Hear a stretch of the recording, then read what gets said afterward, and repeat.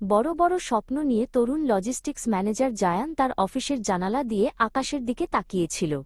আজ তার কোম্পানির সবচেয়ে বড় কাঁচামালের চালানটি চট্টগ্রাম বন্দরে পৌঁছানোর কথা। এই চালানের ওপর নির্ভর করছে তাদের নতুন প্রকল্পের সাফল্য।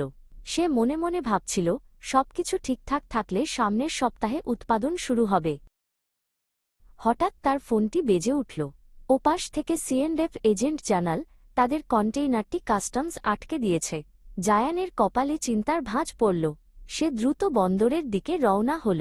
পথে সে ভাবছিল, সব কাগজপত্র তো সে নিজেই পরীক্ষা করেছিল, তবে ভুল কোথায় হল। বন্দরে পৌঁছে জায়ান দেখা করল প্রবীণ কাস্টমস কনসালটেন্ট নাফিস সাহেবের সাথে। নাফিস সাহেব বছরের পর বছর ধরে এই বন্দরের জটিল মারপ্যাচ দেখে আসছেন। তিনি জায়ানকে শান্ত হতে বললেন এবং টেবিলের ওপর রাখা তার প্যাকিং লিস্টটি টেনে নিলেন।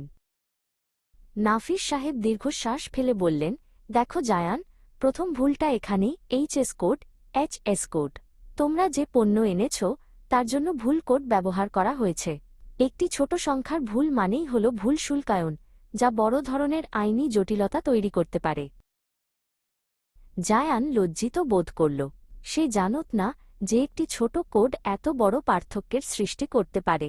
সে নাফিস সাহেবকে জিজ্ঞেস করল, আর কি কি সমস্যা আছে। নাফিস সাহেব পরবর্তী পাতার দিকে ইঙ্গিত করলেন। দ্বিতীয়ত, ওজনে গরমিল। নাফিস সাহেব যোগ করলেন, প্যাকিং লিস্টে যে নেট ওজন আর গ্রস ওজন দেওয়া হয়েছে তার সাথে কন্টেইনারের প্রকৃত ওজনের মিল নেই। কাস্টমসে ওজনের এই সামান্য হেরফেরও সন্দেহ তৈরি করে, যার ফলে শতভাগ কায়িক পরীক্ষার প্রয়োজন পড়ে। জায়ান দেখল তার প্যাকিং লিস্টে পণ্যের বর্ণনা খুব সংক্ষিপ্ত। লেখা ছিল শুধু মেশিনারি পার্টস। নাফিস সাহেব তাকে বোঝালেন যে অসম্পূর্ণ বর্ণনা কাস্টমস কর্মকর্তাদের বিভ্রান্ত করে। এখানে সুনির্দিষ্টভাবে প্রতিটি যন্ত্রাংশের নাম এবং মডেল থাকা বাধ্যতামূলক ছিল। নাফিস সাহেব বলতে থাকলেন, এই ছোট ভুলগুলোর কারণে শুধু যে জরিমানা হবে তা নয়, বরং বন্দরে কন্টেইনার পড়ে থাকার জন্য ডেমারেজ চার্জ দিতে হবে। সবচেয়ে বড় ক্ষতি হল তোমার কোম্পানির সুনাম আর গ্রাহকের আস্থা হারানো।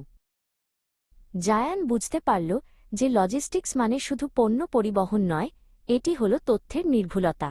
তারা দুজন মিলে সারারাত বসে প্রতিটি নথি আবার সংশোধন করল। সঠিক এইচএস কোড, নিখুঁত ওজন এবং বিস্তারিত বর্ণনা দিয়ে নতুন প্যাকিং লিস্ট তৈরি করা হল।